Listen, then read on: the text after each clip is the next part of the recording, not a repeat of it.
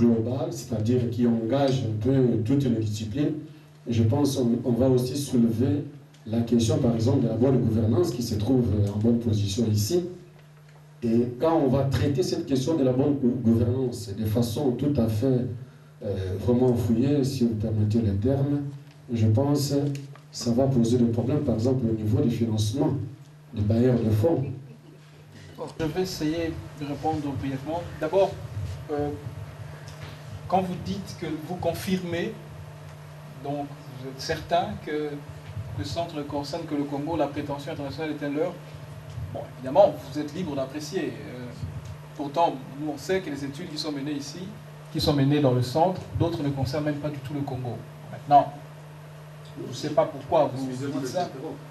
Je ne suis pas allé jusqu'à voir les détails, mais par rapport aux objectifs, je me suis limité là, j'ai lu les objectifs et j'ai confirmé. D'ailleurs, c'est clair, ça s'oppose. Non, enfin, on a dit suivre la conjoncture socio-économique internationale et nationale. Je pense que c'est assez explicite. Deuxième. Ouais, enfin, bon. Ok, alors, par rapport à l'autre question dont je me souviens, côté indépendance, encore une fois, je dis ceci, que c'est la qualité de notre travail qui est la garantie de notre indépendance.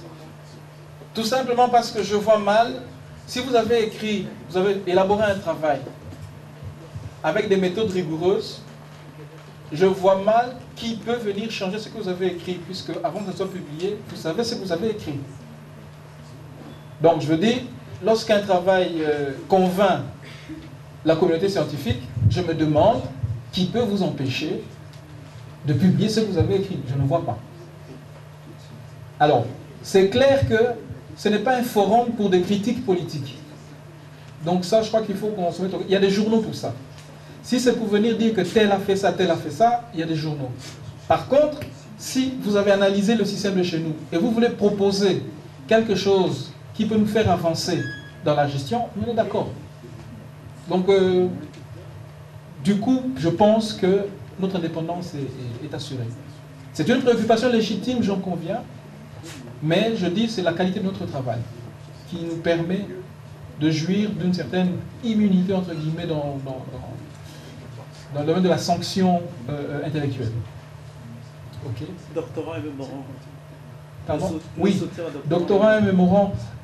Je dois vous avouer qu'au jour d'aujourd'hui, nous n'avons rien de prévu, sauf que même les doctorats et les mémorands ont la liberté de proposer des projets d'études. Ils peuvent se servir des travaux qu'ils font pour venir et ensemble nous voyons dans quelle mesure on peut exploiter cela dans le cadre d'un projet de recherche. Donc la porte n'est pas du tout fermée. Est-ce qu'on peut les aider dans la rédaction de ces travaux? Mon problème, c'est savoir, est-ce qu'au niveau du centre ici, on a prévu, par exemple, au niveau de la structure, une structure qui peut permettre d'avoir une collaboration avec tous ces gens-là au niveau du centre. Donc ce n'est pas que les chercheurs doivent chaque fois aller vers le centre, mais les centres peuvent aussi aller vers tous ces jeunes-là qui font des travaux parfois pertinents.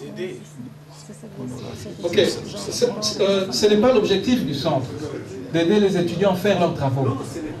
Par contre, des interconnexions sont possibles, ok? Les travaux, on peut faire des travaux ensemble pour la recherche. Donc le but de la recherche, ce n'est pas aider les étudiants à finir leurs études ou à... D'ailleurs, nous devons évacuer ce concept d'aide de nos discussions. Ok. Je m'excuse. Je vois ici Centre d'études en sciences sociales et économiques.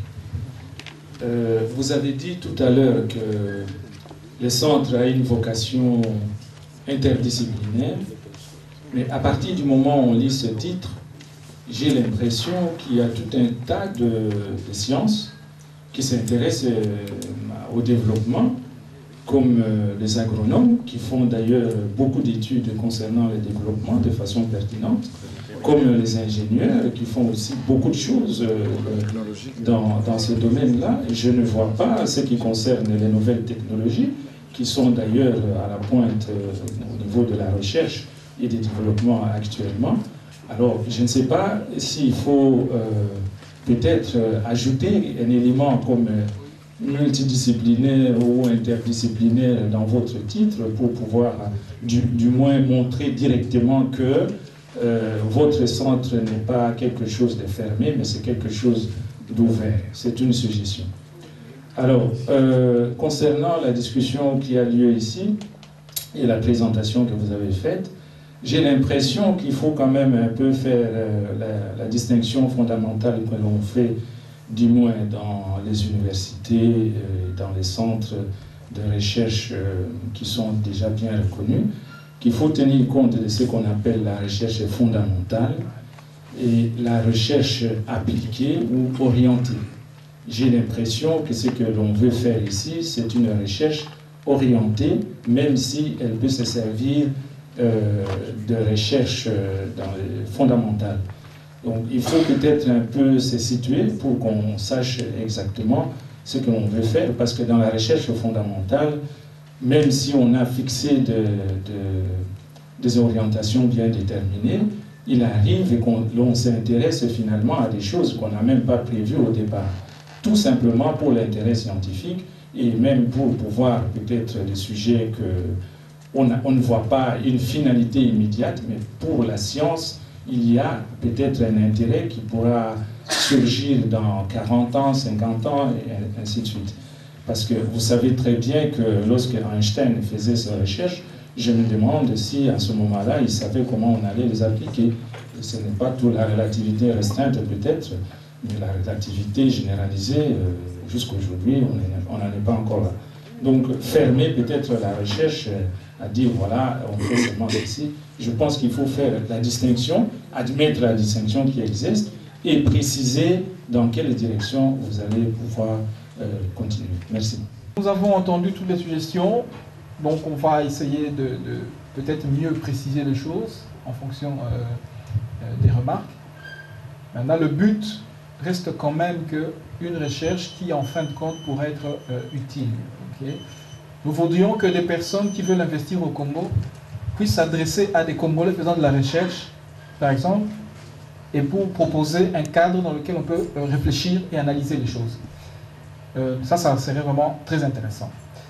Alors, on va passer à la deuxième étape. Donc, pendant juste un quart d'heure, pour illustrer un peu ce que nous faisons jusque-là, on va présenter une... Donc, par exemple, comment est-ce que...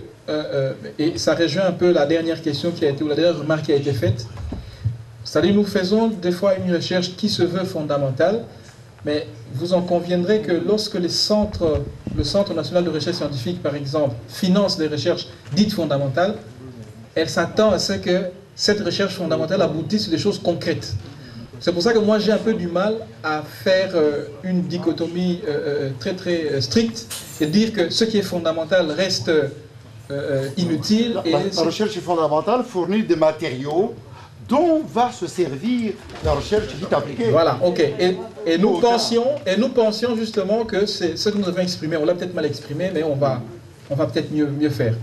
Donc, un sujet d'étude que nous avons eu, c'était de se poser la question par rapport au taux de change. Donc, quand vous observez le taux de change euro-dollar, vous voyez bien que ça fluctue énormément et il y a une tendance à la hausse depuis des années pour l'euro. Alors, la question, c'est maintenant de se dire qu'est-ce que cela inspire comme questionnement? Quelle crainte ou quelle réflexion optimiste peut-on avoir pour une économie en Afrique?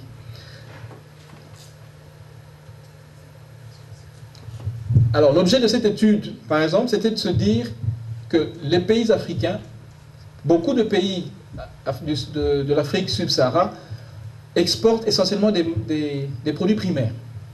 Et quand on exporte des produits primaires, on exporte alors dans ce cas en dollars, parce que la facturation de ces produits primaires se fait généralement en dollars. Mais entre-temps, l'Union européenne, ou l'Union monétaire européenne, est le principal partenaire commercial de ces pays. Ça veut dire que nous, pour beaucoup de ces pays, les recettes se font essentiellement en dollars et les dépenses en euros. Alors ça nous pose ça pose un petit problème. On peut se dire, bon, est-ce qu'on doit s'attendre à ce qu'il y ait des implications pour ces pays africains, pour ces pays africains? Et une question subsidiaire, c'est de se dire,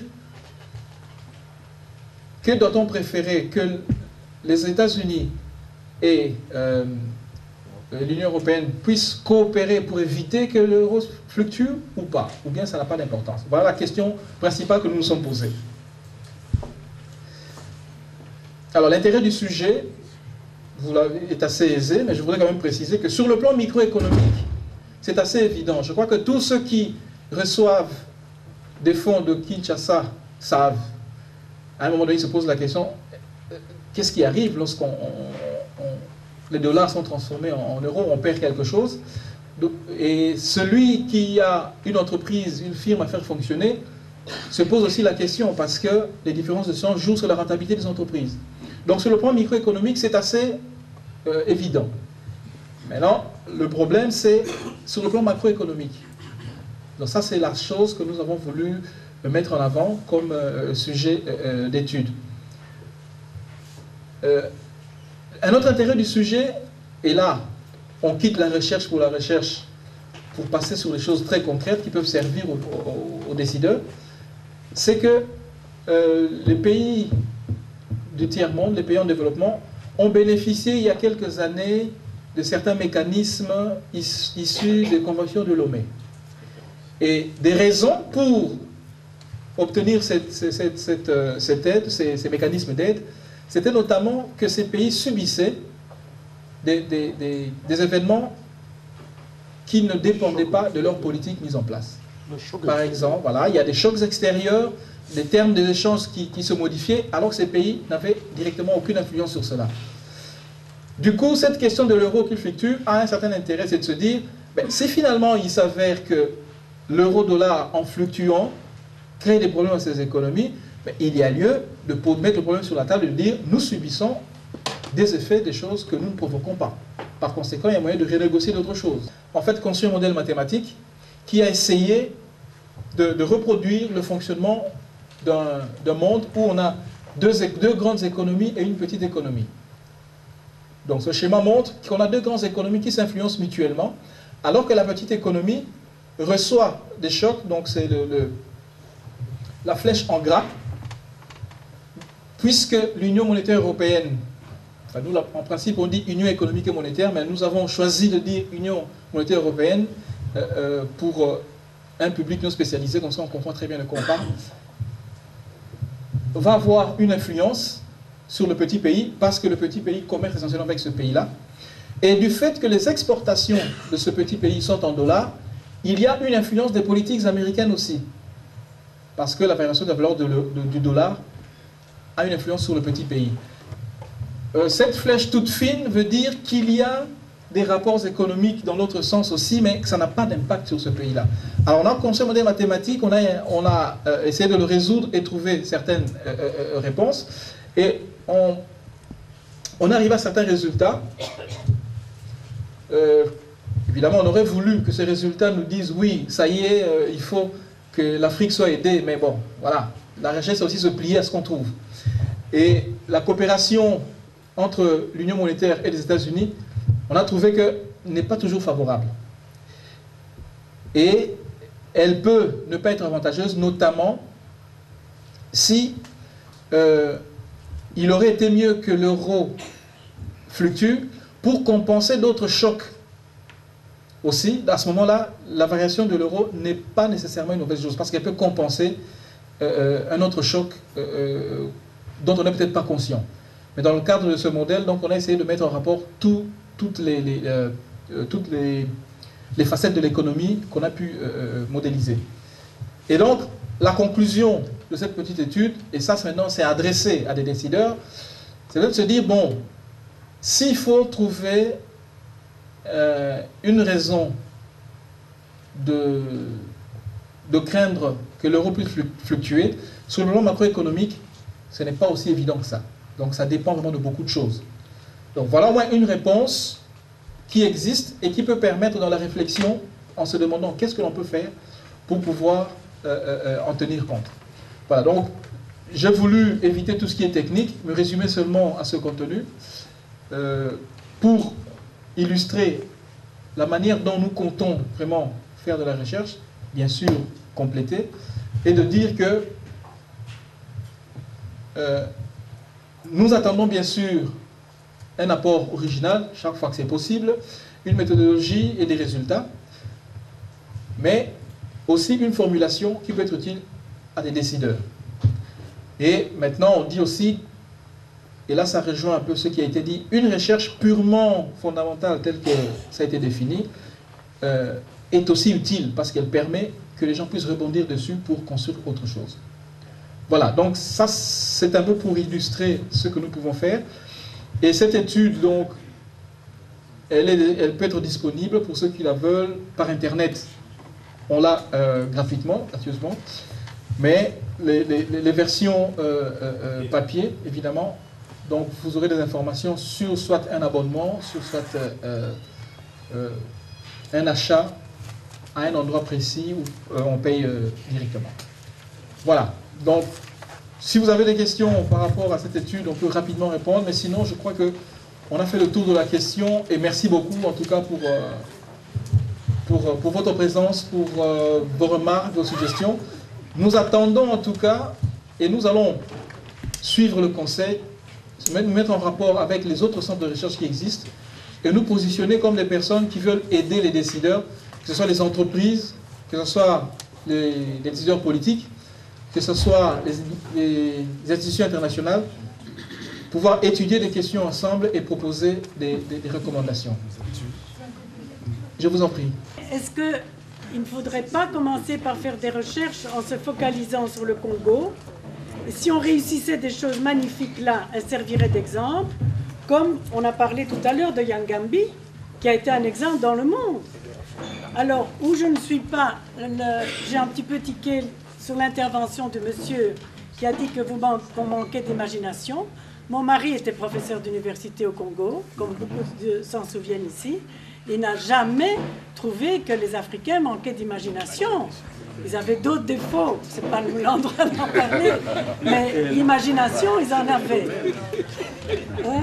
Et alors, il y a la dernière chose que je voulais dire, je crois que c'est pas exactement ce que vous avez voulu dire au début, vous avez dit il n'y a pas que la culture. Or, je me souviens qu'Ilya Prigogine, qui était un grand ami, et je cite de mémoire, disait les résultats des chercheurs du XXe siècle ont toujours été basés sur la culture. Et on a la chance d'avoir Clémentine Faïk-Zouzi qui est ici, et elle aurait, je ne l'ai pas entendue, et elle aurait dû parler de la culture qui est si importante pour toutes les recherches. Voilà. Je voudrais d'abord commencer par vous féliciter pour ce projet, parce que je l'ai lu au niveau de Chutus, disons, et malheureusement, vous savez pourquoi je n'ai pas continué. Je vous félicite parce que ça fait 20 ans que je dirige un centre de recherche et ça fait 40 ans que je suis chercheur. Donc, de tout ce que j'ai entendu ici, il y a des choses, tout est vrai, hein, puisque la personne qui pose une question la ressent réellement, sincèrement, c'est sincère. Mais je me dis, il y a aussi l'expérience qui nous apporte une certaine vision de choses. Et si on n'a pas cette expérience, on peut poser certaines questions qui semblent très logiques, mais dans le contexte précis de votre projet, ça ne convient pas. Pourquoi? Parce que vous avez structuré quelque chose de manière solide, vous y avez mis ce que vous voulez faire. Et à partir de ce moment-là, je trouve normal que vous vous en teniez à cela et que si quelqu'un trouve qu'il manque tel aspect ou tel aspect, mais tant mieux, invitez cette personne à devenir membre du centre pour qu'elle travaille cet aspect-là au sein du centre.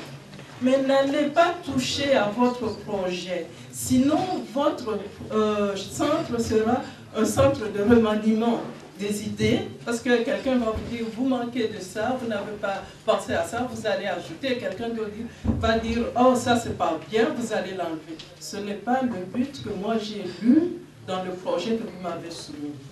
Alors là, je vous donne seulement un conseil de grande sœur en disant ne touchez pas grand-chose, tenez compte des choses qui sont flagrantes, et pour la cohérence de votre projet, si c'est nécessaire de remanier certaines choses, faites-le. Mais mettez-vous en tête que vous ne ferez jamais des recherches parfaites.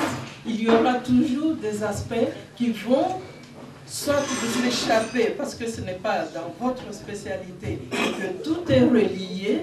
Donc ces aspects-là, bien que ça soit relié à ce que vous faites, vous ne le maîtrisez pas, soit tout simplement parce que nous sommes des êtres humains, il y a des ignorances que nous devons reconnaître avec humilité. D'ailleurs, c'est parce qu'on ignore qu'on devient chercheur. Moi, je me sens comme ça. Si je le savais, j'aurais été spécialiste. Voilà, c'est ça que je voulais vous dire parce que je trouvais dangereux que vous disiez que vous alliez tenir compte de toutes ces remarques. Il y en a qui sont pertinentes mais qui ne conviennent pas à votre projet. Donc, maintenez quand même ce projet parce que je trouvais qu'il y a... Bon, c'est vrai que le professeur Clément Kazadi disait qu'il y a beaucoup d'autres centres semblables. Bon. Mais en Belgique, moi je ne connais pas beaucoup de centres créés par des Congolais et qui ont un but scientifique. Il y a beaucoup de ASBL pour des choses différentes, mais à caractère scientifique, il y en a très peu. Et puis, bon là j'arrête. Mais la dernière chose, c'est par rapport à ce que Madame Pénas disait, par rapport à l'imagination.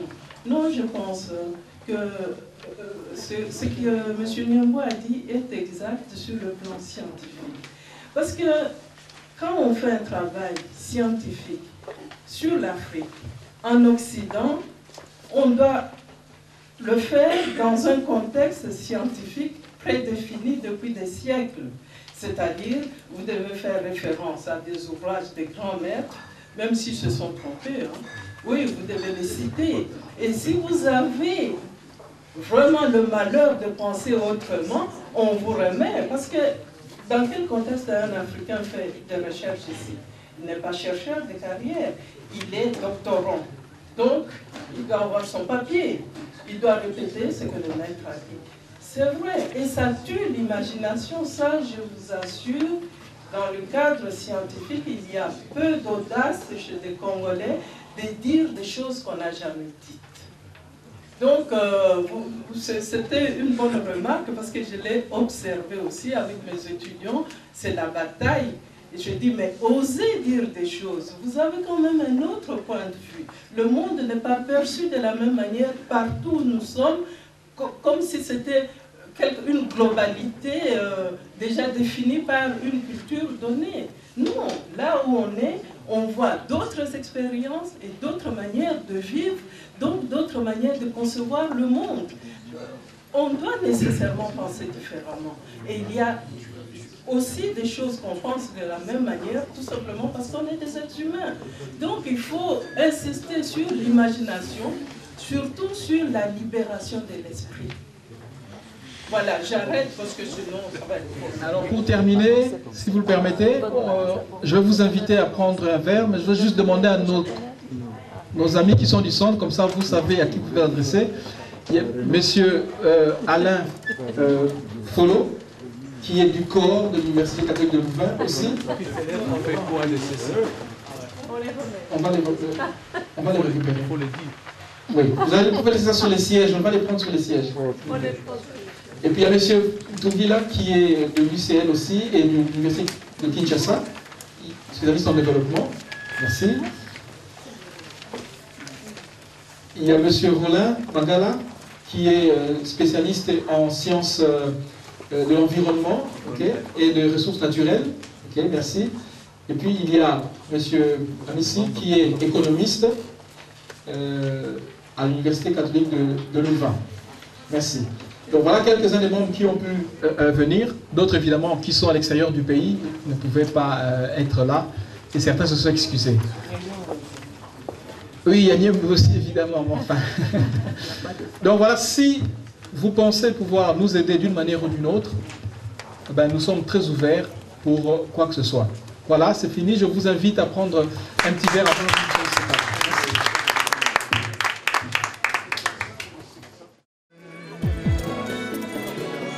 Notre plus grande peur, ne pas être à la hauteur.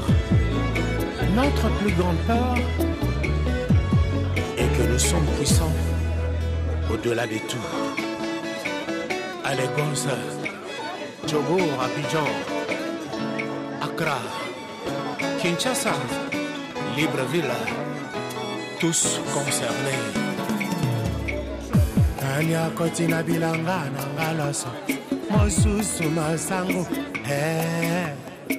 Anya kotina bilanga nangalaso ye, mosusu masango, Aingeli anyatin kona iso yangai, solitaire akomolona yaye. Aingeli anyatin kona iso yanga, oikola lisusu na bianga ye haya. Yo mona waki balanda mo bebisi, atana kimya akozongela mbeba. Afrika gayembe yo, kona bulongwa na pongi na yo. Mopaya hayaki na mayele maye, na makolo maye, anyaki bakoko boso. Bakoko bakomi bawo ya bapaya, tala esika, elanga na biso ezwa mokono. Mopaya hayaki na mayele maye, na makolo maye, anyaki bakoko boso. Bakoko bakomi bawo ya bapaya, wana esika, Afrika ezonga sima.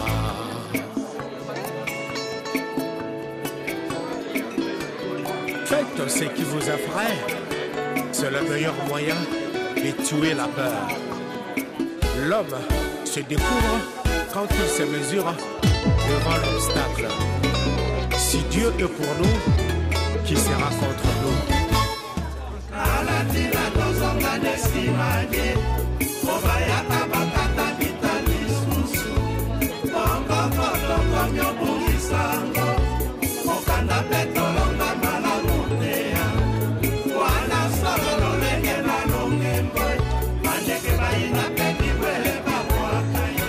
Longembo chauve-souris azali ndeko ya ndekete, ndeko ya nyama te bango nyonso baboya ye.